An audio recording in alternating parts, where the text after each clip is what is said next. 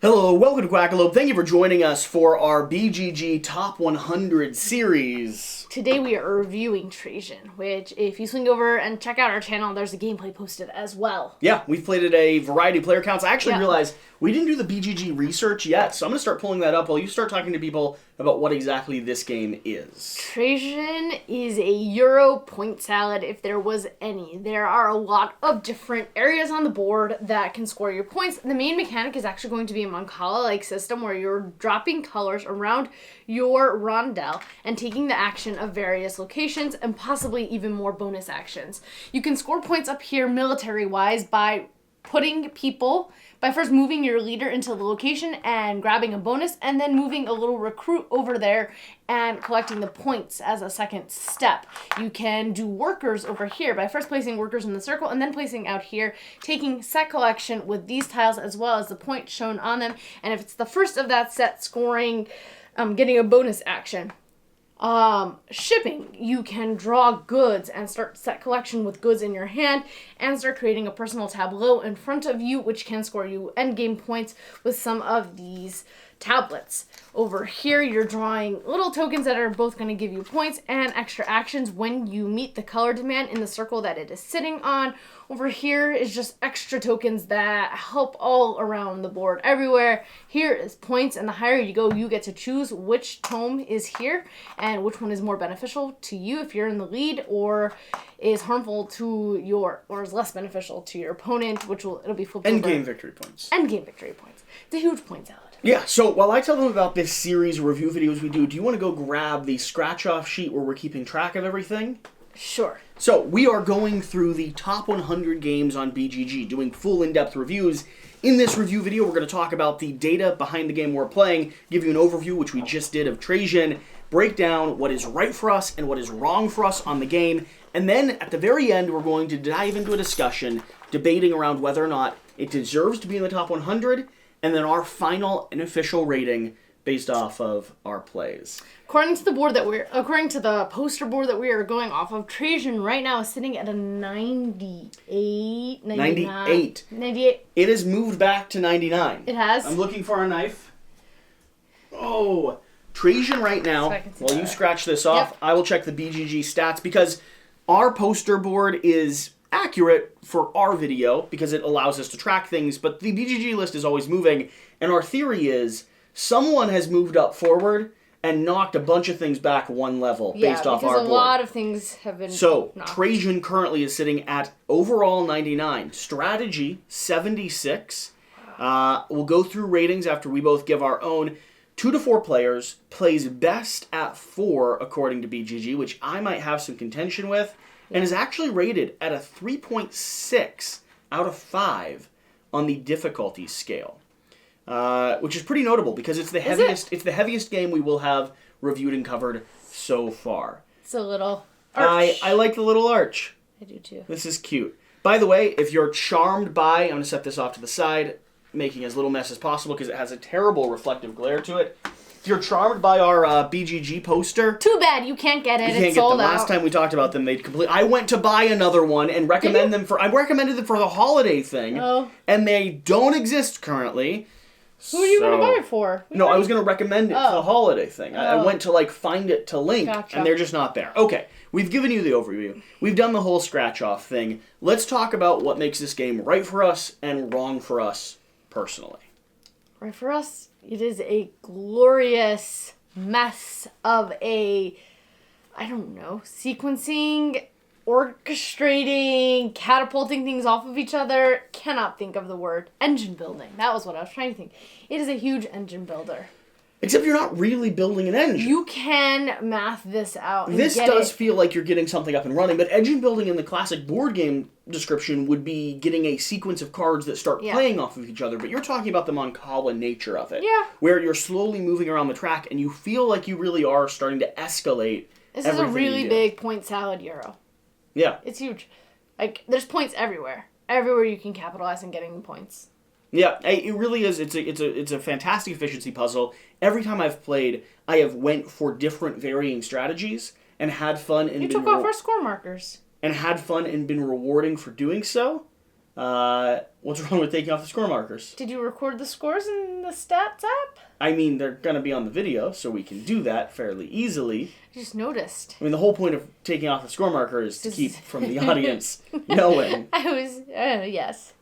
Okay. Distracted. I can tell you're not completely focused on this. The Mancala nature of this game is something that I haven't seen deployed in almost any other game, and I'd really like. Now, Mancala, if you're not familiar, is going to be a historical game or a classic game where you pick up marbles and you drop them into little containers, trying to get your enemies or your opponents into your own zone and trying to capture and steal theirs.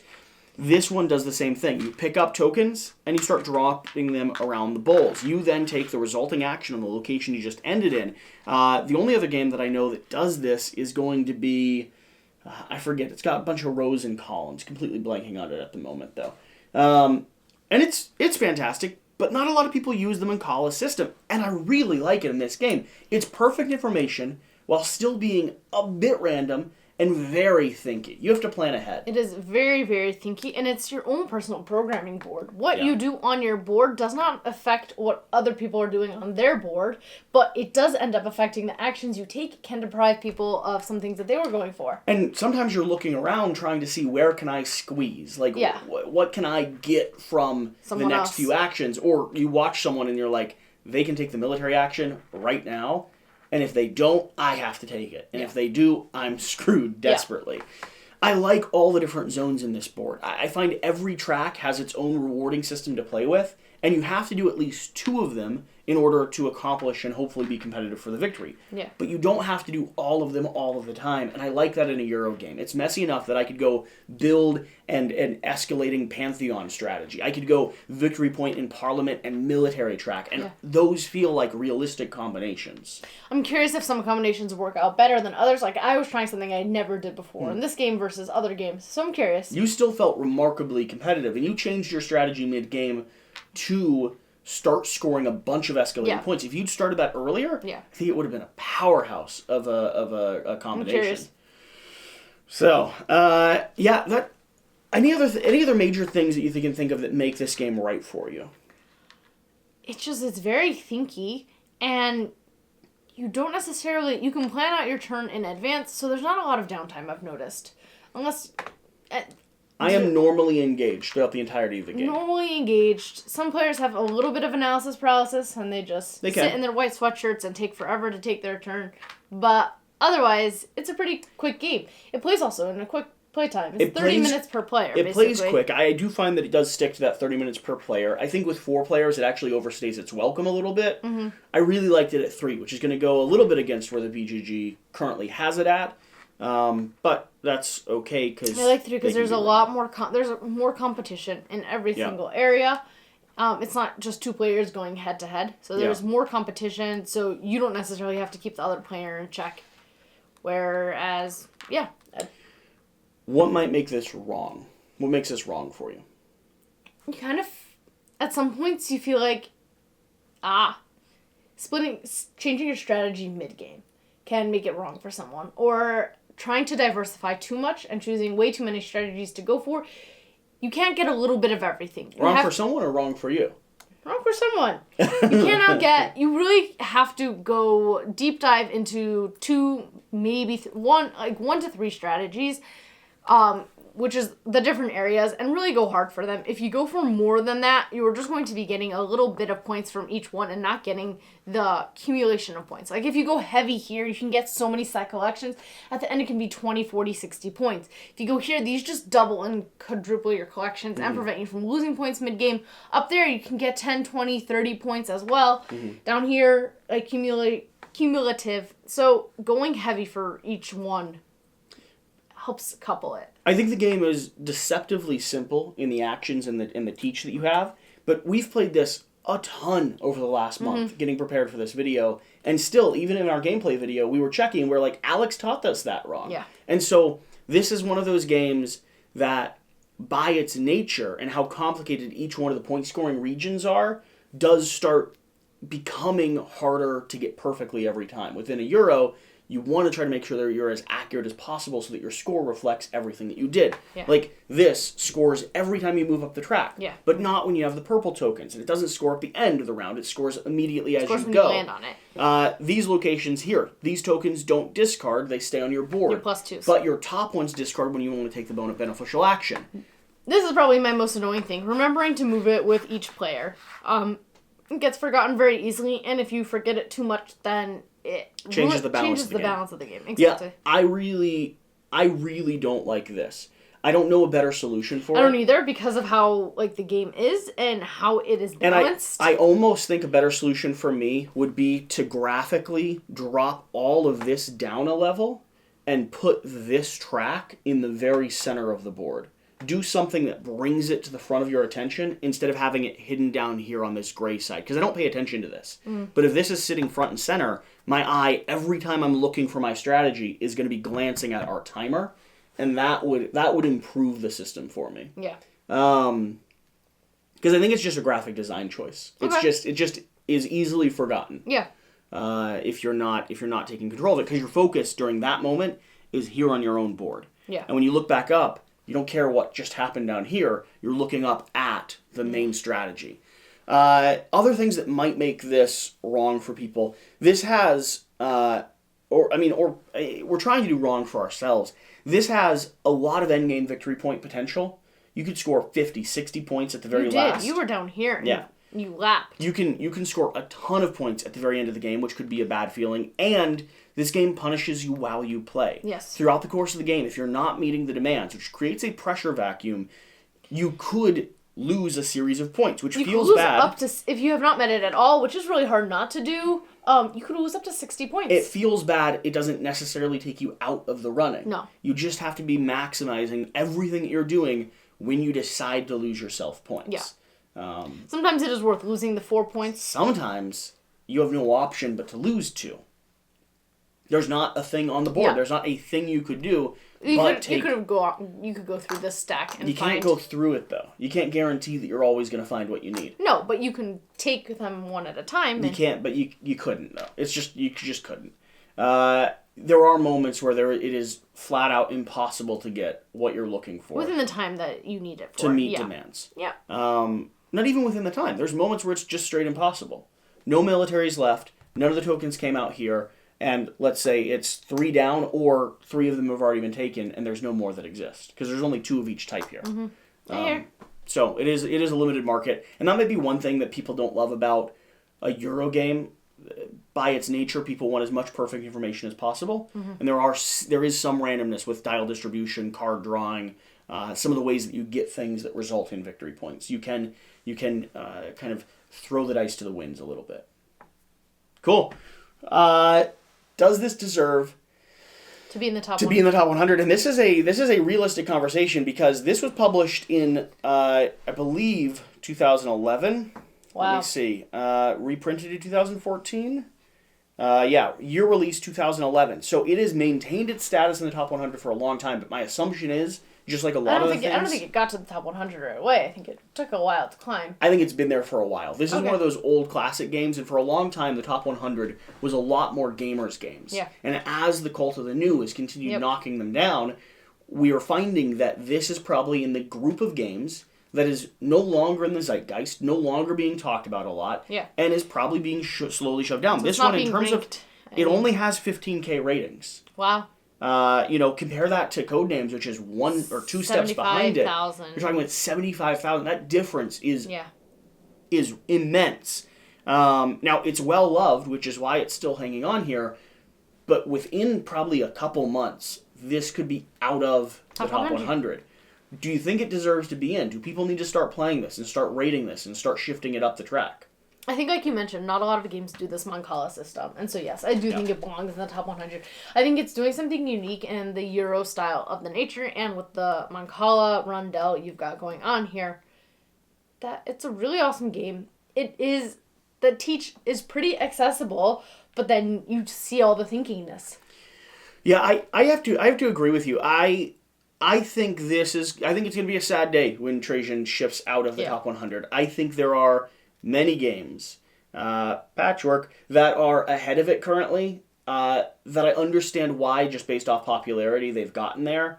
But I just don't think they show or execute a depth of design that this one does. This one is unique in almost every form and function. It doesn't play like any other game that I have to compare to it. I think it would be cool if there was any way to include expansions, but the board is so set, and each expansion has to be balanced within the other natures of the game.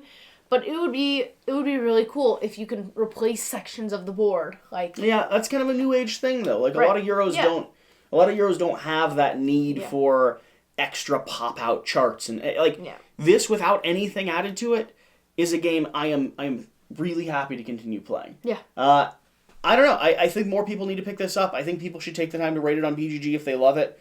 Try to hold on to the spot it has, because I think in 6 months it's not going to be there anymore. Yeah. And we'll do a look back at like the top 90, top 80, see what shifted down, see what deserved to. So beautiful. Etc. Etc. Artwork, aesthetic, it's neutral to me. Oh, I'd love a redesign. Yeah. Release do a 2021, 2022 Kickstarter reprint, redesign, beautiful artwork. Like have Ian O'Toole give this like a whole makeover, and it'll hit like 80 or 70 again. Like it'd make a ton of money too. It'd make it'd make $500,000. All right, rating.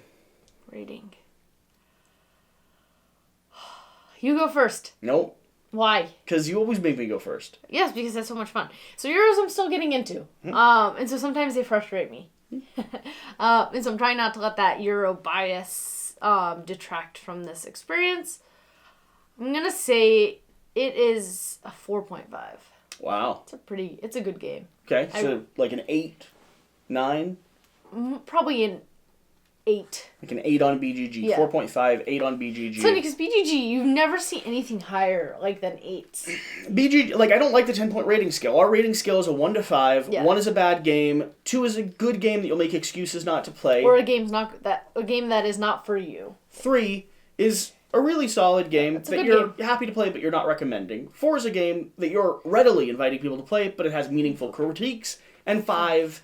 is a great game. You're upset when your friends don't want to play it, and it could have critiques, but they don't take away meaningfully from the experience of the game. Yeah. My biggest meaningful critique, honestly, that takes away from the experience of this is that track right there. It's a graphic design complaint, but we forget it so much. We forget it so much, and it's so central to how balanced the game is going to be. A couple actions being missed across the course of a whole game is a big difference for everyone sitting at the table.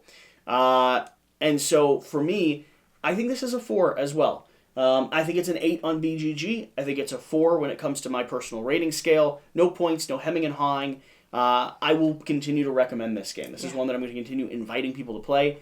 I don't really want to play it at 4 players that much, though. I really liked it. I liked it as a 2-player head-to-head. Played really clean. Didn't overstay its welcome at all. Yeah, it was a great 2-player head-to-head, and I think it plays really solid at 3 when you want a little bit more. I really liked it as 3 as well. It's a little bit more punchy and lasts just a bit longer because 2-player was quick. Yeah. We were rushing through that. We only got a few of those moments where we had big swings. Yeah. And at a 3-player, you might be able to force someone to offset your hunger just a little bit. As far as BGG goes, we're right on the money. 7.8. 15,000 ratings. Everyone is basically right where we are. Really, really great game. Right at like a 8 out of 10. So yeah, I think it's going to be sad when we watch it disappear. Oh, we'll see. Nice. We'll see. Thank you for joining us. This has been a Quackalope BGG Top 100 video. So, whatever the case. Whatever you do. Remember, click on the boxes. There's a lot of boxes popping up right now, and they all lead to other interesting things. Other review videos, other gameplay videos. You can subscribe to the channel if you want. There's a big bubble somewhere over here, or maybe over here, or somewhere around there. You just got to make sure you click on something at this point. If you've watched to this point, you have to dig into it. You better go watch the gameplay. It's a really good... Thank you. Thank you.